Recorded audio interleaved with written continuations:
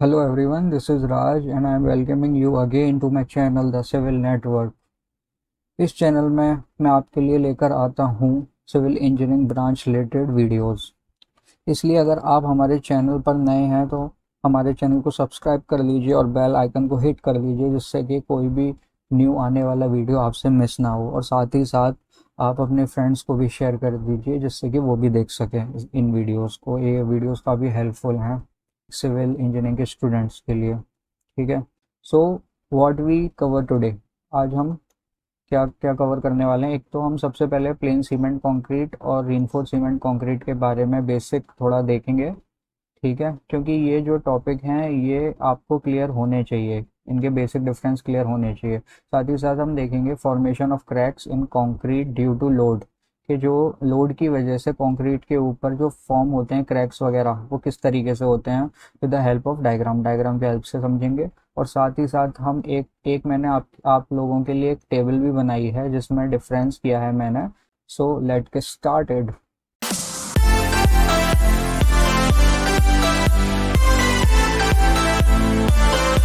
Start करते हैं। Plane cement concrete क्या होता है। प्लेन सीमेंट कंक्रीट पहले पढ़ लेते हैं। The cement concrete is the concrete in which no reinforcement is provided. ध्यान देना इस पर, no reinforcement is provided. It is also called as mass cement concrete. This type of concrete is stronger in taking compressive stress but weak in taking tensile stress. ठीक है, तो इसका मतलब क्या है आपको वैसे पढ़ने से ही समझ में आ गया होगा, बहुत इजी लैंग्वेज में लिखा है। बट फिर भी अगर मैं आपको थोड़ा सा यहाँ पर समझाऊँ तो आप जैसे कि देखिए कि कंक्रीट जो है, जैसे कि ये नॉर्मल कंक्रीट है, इसमें क्या है, प्लेन सीमेंट कंक्रीट पीसीसी में ये होता है कि जब हम स्टील एम्बेड नहीं करते कंक्रीट के अंदर तो उसे प्लेन सीमेंट कंक्रीट बोलते हैं, मतलब केवल कंक्रीट है ना। तो जो प्लेन सीमेंट कंक्रीट होता है या कंक्रीट होता है वो कंप्रेसिव लोड या फोर्स को बियर करने के लिए ही स्ट्रांग होता है केवल। कंप्रेसिव फोर्स कौन से होते हैं, जो कि इनवर्ड डायरेक्शन में होते हैं, है ना। जैसे कि अगर इस टाइप का कोई फोर्स हो या ऊपर से कोई फोर्स आ रहा हो तो जो उसकी ये टॉप सरफेस है वो उसको बियर करने के लिए स्ट्रांग है ना। नाउ इसमें ये चीज और मेंशन है कि वो टेंसाइल स्ट्रेस के लिए वीक होता है। टेंसाइल स्ट्रेस के लिए कंक्रीट वीक होता है, ये आप सबको पता है ना। तो अगर बाई चांस कंक्रीट के अंदर अगर टेंसाइल लोड आ जाता है, ठीक है, नॉर्मल कंक्रीट के अंदर, नॉट स्टील एम्बेडेड कंक्रीट, है ना, तो उसमें क्या होगा, क्रैक्स फॉर्म्ड होंगे कंक्रीट के अंदर, क्योंकि वो वीक होता है टेंसाइल फोर्सेस को लेने के लिए, तो क्रैक फॉर्म होंगे, जो कि कंक्रीट है वो फेल फेल कर जाएगी, है ना। बट ये जो पीसीसी है, पीसीसी स्ट्रक्चर वगैरह को कंस्ट्रक्ट करने के यूज़ में नहीं आती है। PCC normally work, basic works के लिए यूज़ में आती है, जैसे कि एग्जाम्पल के तौर पे जैसे कि फाउंडेशन का बेस करने के लिए, पॉइंटिंग वर्क वगैरह में। ठीक है, ये मैं कुछ एग्जांपल दे रहा हूँ जिससे आपको थोड़ा सा क्लियर हो जाए, जैसे कि और अगर इसके एग्जांपल देखे जाएं तो प्लास्टरिंग वगैरह में, ठीक है, एक्सेट्रा, और अभी हम आगे देखेंगे डिफरेंस में। ठीक है, सो एक पॉइंट यहाँ पर लिखा है, PCC is important component of a building which laid on soil surface to avoid direct contact of reinforcement of concrete with soil and water, है ना। तो वही मैं भी बता रहा था कि जो फाउंडेशन के बेस पर यूज़ की जाती है, ठीक है, जिससे कि वो क्या कांटेक्ट में ना आए, जो फाउंडेशन है हमारा वो ग्राउंड के कांटेक्ट में ना आए। ठीक है, उसकी वजह से क्या है, जो अगर बाई चांस हम बेस पर अगर हम पीसीसी की लेयर अगर हम ना बिछाएं तो ना करें, तो उससे क्या हमारा डिसएडवांटेज है, उससे हमारा ये डिसएडवांटेज होगा कि उसमें डैम्पिंग वगैरह की प्रॉब्लम आ सकती है जो हमारी फाउंडेशन है उसके अंदर, है ना, क्योंकि जो कंक्रीट है वो मॉइस्चर एब्जॉर्ब कर लेगी, तो उसकी वजह से क्या है, वाटर जो है वो कंक्रीट के लिए अच्छा नहीं है सेट होने के बाद, है ना। तो इसलिए क्या है, वो कंक्रीट की स्ट्रेंथ को कम कर देगा। अगर बाई चांस कंक्रीट के अंदर वाटर आ जाता है तो कंक्रीट की स्ट्रेंथ को डिक्रीज कर देगा, है ना। इस वजह से पीसीसी की हम लेयर देते हैं फाउंडेशंस में। ठीक है, अगर मुझे लास्टली बोलना हो तो मैं पीसीसी के लिए यही बोलूँगा शॉर्ट में, कि जो पीसीसी है वो एक वीक मिक्स होता है, इसलिए इसे हम लेयरिंग के लिए ही यूज़ करते हैं, जैसे कि plastering, flooring etcetera. Okay. Second अगर हम देखें तो सेकंड है हमारा रीइंफोर्स्ड सीमेंट कंक्रीट, जिसे हम बोलते हैं कॉमनली आरसीसी। तो पढ़ते हैं, the cement concrete in which the reinforcement is embedded, ध्यान से पढ़ना, reinforcement is embedded for taking tensile stresses is called a reinforced cement concrete. In this type of concrete, steel reinforcement is used generally in form of round bars. This concrete is equally strong in taking tensile, compressive and shear stresses. ठीक है। तो अब देखिए इसमें क्या बोल रहा है कि वो कंक्रीट जिसके अंदर स्टील एम्बेड कर देते हैं उसको हम रीइंफोर्स सीमेंट कंक्रीट बोलते हैं। और जब हमने कंक्रीट के अंदर स्टील एम्बेड कर दी, देखिए यहाँ पे डायग्राम में भी आप देख सकते हैं कि ये कंक्रीट ये पोर कर रहे हैं और यहाँ पे ये स्टील की बार्स लगी हुई हैं। ठीक है, देख सकते होंगे आप, है ना। तो ये जो है ये है आरसीसी कंक्रीट को हम बोलेंगे RCC, reinforced cement concrete. Okay, so देखिए, तो इसलिए ये क्या है, जो स्टील होता है हमारा वो टेंसाइल फोर्स को बियर करने में स्ट्रांग होता है, टेंसाइल फोर्स को, बिकॉज स्टील का जो बेंडिंग प्रॉपर्टी होती है वो कंक्रीट से बहुत अच्छी होती है, क्योंकि जो हमारा जो स्टील होता है वो एक डक्टाइल मटेरियल है, इस वजह से वो जो स्ट्रेसेस है उनको इजीली एब्जॉर्ब कर लेता है ना।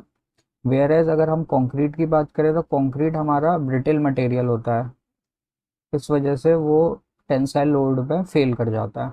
I hope you understand this, है ना। जैसे कि हमने देखा कि पीसीसी एक वीक मिक्स होता है, ऐसे ही अगर मैं आरसीसी के लिए बोलूँ तो आरसीसी एक स्ट्रॉन्ग मिक्स होता है, इसलिए उसको हम स्ट्रक्चर कंस्ट्रक्ट करने के लिए यूज़ करते हैं। नाउ अब हम थोड़ा सा कंसेप्ट समझेंगे कंक्रीट में, प्लेन सीमेंट कंक्रीट में और रीइंफोर्स्ड सीमेंट कंक्रीट में development of cracks due to external loading या लोड और लोड। ठीक है, तो हम पहले प्लेन सीमेंट कंक्रीट का देखते हैं। ठीक है, तो ये एक कंक्रीट का मेंबर है। ठीक है, उसमें उसके ऊपर एक लोड आ रहा है। ठीक है, जो कि इस कंक्रीट के मेंबर की स्ट्रेंथ से ज़्यादा है, मतलब कि जिस लोड के लिए ये मेंबर डिज़ाइन हुआ है उसकी कैपेसिटी से ज़्यादा अगर इस पर कोई लोड आ रहा है तो क्या है, इस लोड की वजह से इस कंक्रीट के अंदर बेंडिंग आएगी, है ना। इसको हम बोल लेते हैं, ये जो एज है उसको हम इसका टॉप एज बोल लेते हैं और इस वाले एज को हम बॉटम एज बोल लेते हैं। ठीक है, ये जो लाइन जो शो हो रही है ये इसको हम बोलते हैं न्यूट्रल एक्सिस। और न्यूट्रल एक्सिस का क्या काम क्या होता है कि न्यूट्रल एक्सिस कुछ नहीं है, एक इमेजिनरी एक्सिस है जो कि डिवाइड करती है मेंबर्स को दो इक्वल हाफ में। ठीक है, इतना समझ लीजिए आप अभी बस, बाकी ठीक है। तो जब इसके ऊपर लोड आएगा, लोड, तो जो ये मेंबर है वो बेंड करेगा। तो जब ऑब्वियस सी बात है कि जब मेंबर बेंड करेगा, यहाँ से लोड आया इसके ऊपर, तो ये वाला पोर्शन जो है वो नीचे की तरफ प्रेस होगा, होगा, ऑब्वियस सी बात है। ठीक है, तो ये कुछ बीम जो होगी वो इस टाइप की हो जाएगी। ठीक है, और नीचे वाला जो बॉटम है वो उसका कुछ इस शेप का हो जाएगा। अंडरस्टैंड, मतलब ये अगर हम देखें तो अब जो पहले वाली शेप थी वो ना होके बीम कुछ इस, मेंबर जो है वो कुछ इस शेप का हो जाएगा। तो इस शेप का हो जाएगा, मतलब कि जो इसका जो टॉप है वो तो अंदर की तरफ कंप्रेस हो रहा है, तो यहाँ पर जो टॉप है वहाँ तो कंप्रेशन आएगा, बट अगर हम देखें तो ये जो नीचे वाला पोर्शन है वो बाहर की तरफ एक्सपेंड हो रहा है। मीन्स यहाँ पर टेंशन आ रहा है, टेंशन। ओके, नीचे वाले जो फाइबर है या नीचे वाला एज है वहाँ टेंशन आ रहा है, तो ऊपर का जो पोर्शन है वहाँ कंप्रेशन आएगा, तो वहाँ तो कोई ज़्यादा चिंता की बात नहीं है, क्योंकि जो कंक्रीट है वो हमारा कंप्रेशन में स्ट्रांग होता है। बट नीचे टेंशन आ रहा है तो क्या होता है, नीचे की साइड क्रैक्स डेवलप होने शुरू हो जाते हैं स्ट्रक्चर में। समझ रहे हैं, ये क्रैक्स ऊपर तक भी हो सकते हैं, डिपेंड करता है कि कितनी क्वांटिटी का उसके ऊपर लोड आया है ना। तो इस तरीके से ये कंक्रीट में डिफेक्ट क्रिएट करता है और जिसकी वजह से फेलियर वगैरह हो जाता है कंक्रीट का। ठीक है, अब हम बात कर लेते हैं रीइंफोर्स्ड सीमेंट कंक्रीट में। तो ये तो आपने समझ ही लिया कि ठीक है कि ये इसका टॉप हो गया, ये इसका बॉटम है, सॉरी यहाँ से ये इसका बॉटम है ना। अब देखिए रीइंफोर्स्ड सीमेंट कंक्रीट में क्या है, स्टील एम्बेडेड है। ये एक स्टील है कि बार है, राउंड बार है जो कि एम्बेडेड है इसके अंदर। अब मैं एक चीज़ आप और देख सकते होंगे, जो बार है वो बॉटम की साइड ही क्यों एम्बेडेड है। अगर हम देखें तो न्यूट्रल एक्सिस, जैसे कि ये न्यूट्रल एक्सिस है, न्यूट्रल एक्सिस से बिलो में ही क्यों एम्बेडेड है, लोअर साइड में ही क्यों एम्बेडेड है मेंबर के। वो इस वजह से एम्बेडेड है क्योंकि जैसे हमने यहाँ पर देखा अभी कि जो जो उसकी ब्लो साइड होती है, जब स्टील एम्बेडेड नहीं है तो नीचे की साइड से क्रैक्स का डेवलपमेंट शुरू हो जाता है ना, क्योंकि नीचे की साइड क्या है, टेंशन में जा रही है इसका, है ना।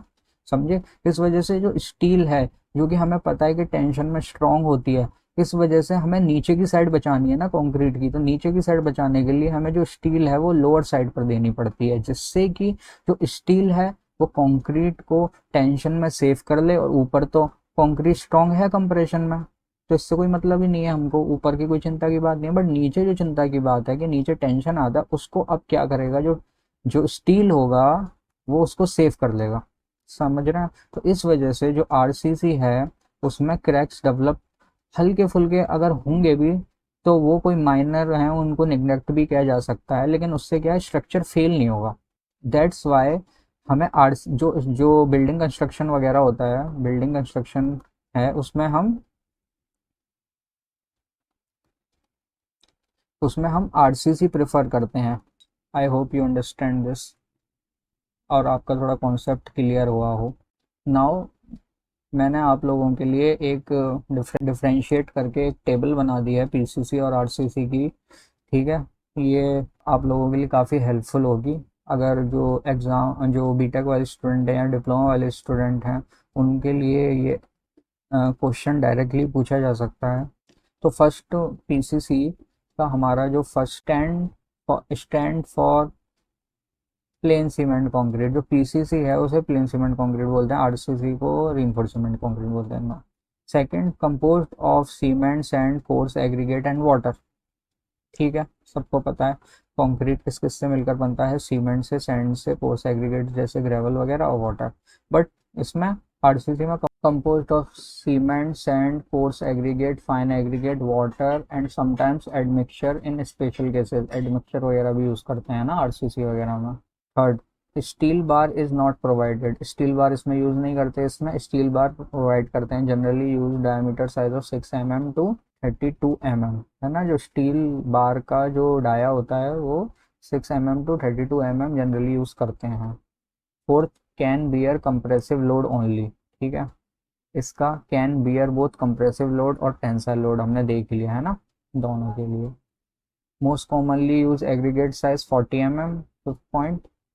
और इसमें most commonly use aggregate size is 20 mm। Okay.